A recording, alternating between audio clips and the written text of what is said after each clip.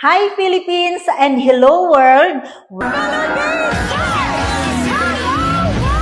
Welcome to Talk with Elbon here in Pangasinan. Our guest for today is no other than my BFF from Maramag, Bukidnon, all the way here in Pangasinan. Her name is Juvinosa Custodia Cabingi. Hello! How are you? O, di ba? O, diba? Galing pa talaga siya ng Cagayan de Oro from Bukidnon. O, mamaya mag-talk tayo about her life, kung ano na nangyari sa kanya after 40 years naming pagkikita. O, sige, upo muna tayo.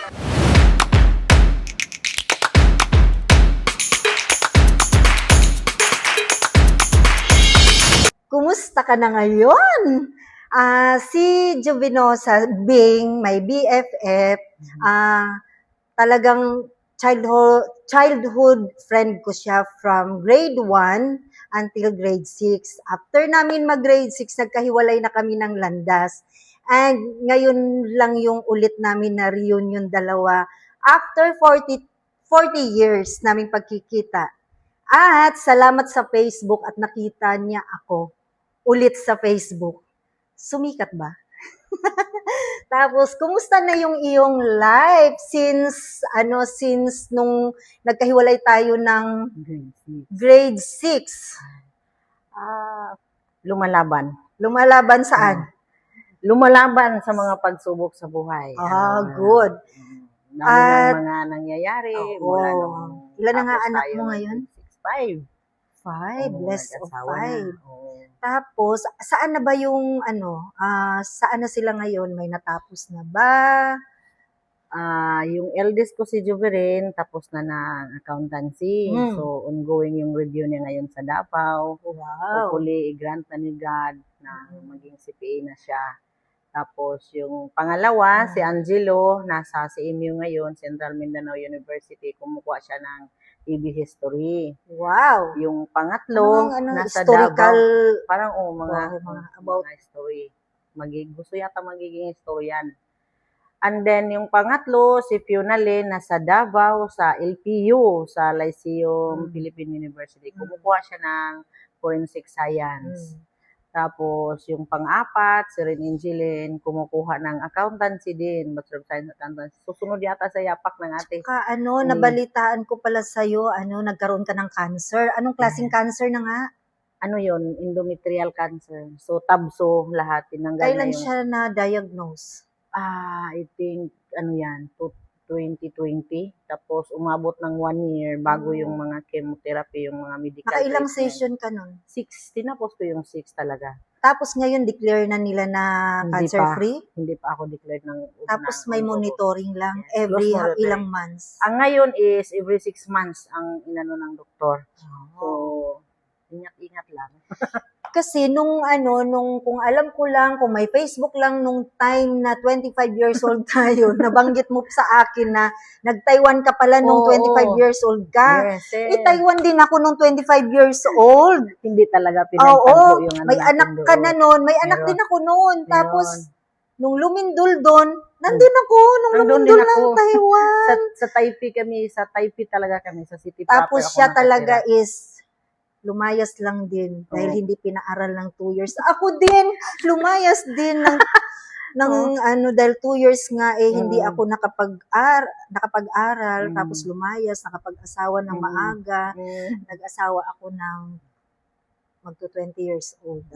Oh my God. Virgin. Tapos, nung aming childhood kasi, napakahirap. Hirap, no?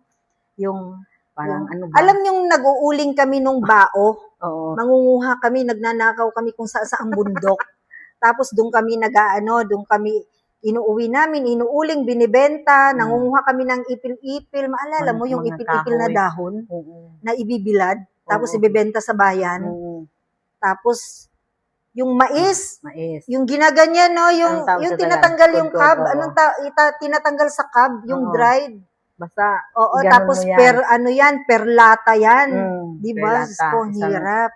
Hirap nung aming napagdaanan nung bata Marami. kami. As in, mahirap talaga. Oo. Kaya siguro nag-decide na Probinsya. rin tayong naglayas-layas, no? Kasi, Dahil gusto nating umangat sa buhay. Gusto oo. nating hanapan natin ng pagbabago. Tsaka pareho tayo ng, ano, yung nilulook forward na yung nadapagdaanan natin nung mga bata tayo na wag Hindi madaanan pwede. ng mga anak natin ngayon. Oh, Kasi definitely. baka hindi nila kayanin. Yes, oo. Kasi masakit sa bilang magulang yung makita na naghihirap Hirap. yung yung mga anak. Nung nag-college ako sa MSU-IIT sa Iligan, kasi nag-working lang din ako. So, marami ding mga pakikibaka, anong tawag nito sa Tagalog. Marami din akong dinanas ng college kasi nag-working ako, Working student ka? working student ako, naging taga-alaga ko nung bata. Pag wala akong pasok, nasa bahay, kasama yung yaya. Tapos, kasi umalis si ma'am, parang pumunta yata siya sa Italy na kapag-asawa. So, ang Yung second year ano ko, mo, yung, actually, putulin ko muna. 'Di ba, from hirap natin nung pagkabata, ngayon ano na siya, mayroon siyang travel agency at the same time, mayroon siyang yung parang, process. alam mo yung, mayroon siyang travel agency, mayroon siyang ticketing office, tapos sumasama din siya sa mga group ng kanyang mga, Yes. yung mga guests na sinasamahan niya ng ibang bansa. Mm. Kaya, napaka-bless. Laban lang, itodo hanggang kaya, pero alagaan pa rin ang katawan. Yes, Wag din pabayaan kasi yun lang Thank yung you. puhunan. Yes. At saka paano ka magiging success? Kung napabayaan yung katawan, paano mo Oo, tama. matutulungan yung pamilya? Kung ikaw naman ang bumigay. Yes. Kita mo ako. Oo. Ang Grabe hirap, ang may ano mga ko sa'yo ngayon. pinagdaanan. Alam mo yun? At saka hindi natin pwedeng i-compare or ipareho yung napagdaanan, yung naging life ko, na kailangan life mo din, ganon. Hindi pwede. Ang atin lang laban na wala tayong inaapakang tao. Yes, correct. Diba? Oo. Kasi nandun yung blessings kung wala kang kinakatalong tao. Be good naman to yan? everyone. Sa pagkaalam ko, ang buhay natin is may kanya-kanya tayong destiny, may kanya-kanya tayong landas na tatahaki. So, mayroon tayong kanya-kanya din tayong mga story na we're going to share it to the people who know us. So, may kanya-kanya. Kaya nga, parang sumusulat tayo ng sarili nating aklat na bawat pahina yan, mayroon kanya-kanyang istorya yan. Maalala ko nga nung bata tayo, kasi asing kapitbahay, siguro 10 steps lang yung house namin sa isa't isa nung mga baby lang pa, talaga. nung mga maliliit pa kami. Mm. As in, mahirap. Halos wala kaming makain. Kailangan namin pumunta sa bundok, manguha ng bayabas, ibebenta para may pambili kami ng school supply. Hirap, no? Totoo, yes. Alam, mahirap, no? Tapos naglalakad kami ng Sapa. 1 kilometer. Malayo. Maglabas sa ilog, sa sapa. Sapa ang tawag doon. Oo, doon na rin kami nagsasampay. Pag uwi namin, tuyo na. Nakalagay sa sako. Tapos pag maputik, bitbit si tsinelas, may dala pa kaming planggana. Ay, ang hirap talaga. Pag inisip ko nga, ayoko na talaga ng ganun. Kaya nagpursige talaga ako. Kahit hindi ako nakatapos ng pag-aaral, hindi ako nakatapos. Sige Kahit lang, hindi ako okay lang nakatapos yan. ng pag-aaral, diskarte. Diba? Ganun yan. Hindi naman lahat ng nakatapos aangat. Diskarte pa din naman ang kailangan. Kanya-kanya yan. Oo. Ako nga, 2 na ang kurso tinapos ko, hindi ko naman nagamit. Oo, pero hindi naman doon dahil hindi mo nagamit, ginto. itutuldukan mo na doon. Diba? Oo, tama. Tuloy pa din. Tuloy pa Kasi rin. habang may buhay, may pag-asa. Nung naging nanay na din ako, nung nangyari, marami na din nangyari sa buhay. Nagkahiwalay tayo, 12 years old, no? Yes, basta ang naalala ko nung Basta 12 mag-graduate years tayo old, ng grade 6. basta 12 years old, tapos 40 years tayong hindi nagkita. Huwag nyo nang computein kung ilang taon na. Basta mga ganun, Diyos more or ko. less, mga 40 years na tayo hindi nagkita. Oo, 40 Basta- years talaga. Dahil lang sa Facebook, kaya ang Facebook talaga, ang social media, marami ring naitutulong, no? Nag-connect meron. ang mga long lost friend. No. Kasi mag-best friend yung aming parents, mag-best friend din yung mga anak-anak. Oo. Tapos hindi na nagkikita. Parang kasabay-sabay ba yung mga tao? Oo.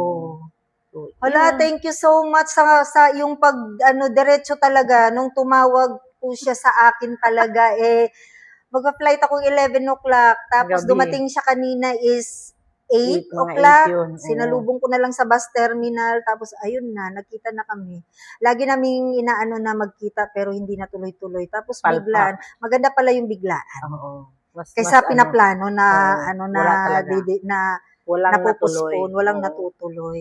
At saka thank you sa Panginoon na naging kasi ako may karamdaman din, pero lumalaban pa din. Pareho Ikaw tayo. din. Oo. May monitoring din ako, ikaw din. Oo. Wala, ba't pareho yung ating Oo life? nga, mag-BFF Parang talaga, no? Oo, yung mga napagdaanan. Oo, ganun. Ano lang, blessed ka lang kasi 5 anak mo, ako 3. Alamang ng Ay, dalawa. grabe. Oo. Ang Okay saya lang ng yan. buhay. Mabuhay pa tayo ng mahaba.